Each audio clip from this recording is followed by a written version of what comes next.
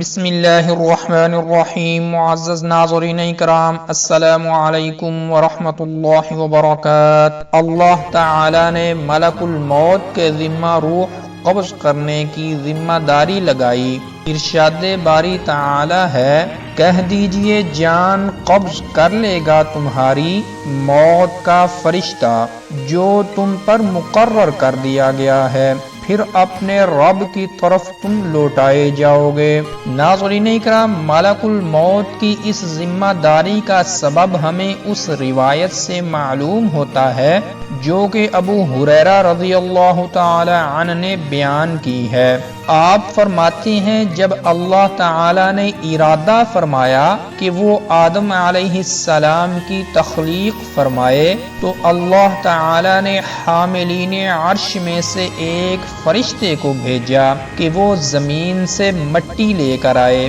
جب وہ فرشتہ نیچے اترا تاکہ مٹی حاصل کر سکے تو زمین نے اس سے کہا، میں تجھے اس ذات کا واسطہ دیتی ہوں جس نے تجھے حکم دے کر بھیجا ہے کہ آج مجھ سے کوئی چیز نہ لینا جو کل آگ کا حصہ بنے۔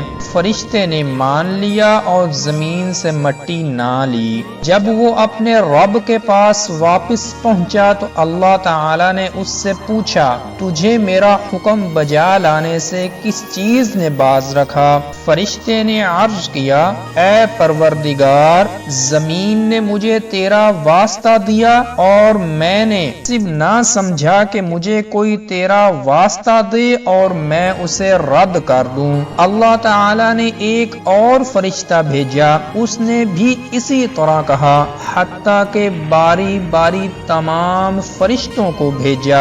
آخر کار اللہ تعالی نے ملک الموت کو بھیجا تو زمین نے اسے بھی اسی طرح کہا کہ مجھ سے کوئی چیز نہ لینا جو کل آگ کا حصہ بنے۔ ملک الموت نے کہا، جس ذات نے مجھے بھیجا ہے وہ تجھ سے زیادہ اطاعت کی مستحق ہے۔ پھر ملک الموت زمین سے ہر قسم کی پاک بھی اور خبیث بھی مٹی لے گئے اور رب تعالی نے اس گوندی ہوئی مٹی سے آدم علیہ السلام کو پیدا فرمایا۔ ناظرین اکرام، ملک الموت کی طاقت کے متعلق حضرت ابن عباس رضی اللہ تعالی عنہ سے روایت ہے، فرماتے ہیں کہ ملک الموت کے پاس ایک مخصوص قسم کی برچھی ہے جس کا ایک حصہ مشرق میں ہے اور ایک حصہ مغرب میں ہے، جس سے وہ زندگی کی رگ کاٹ دیتا ہے۔ ایک اور حدیث میں حضرت معاذ رضی اللہ تعالی عنہ سے روایت ہے، فرماتے ہیں کہ ملک الموت کے پاس ایک برچھی ہے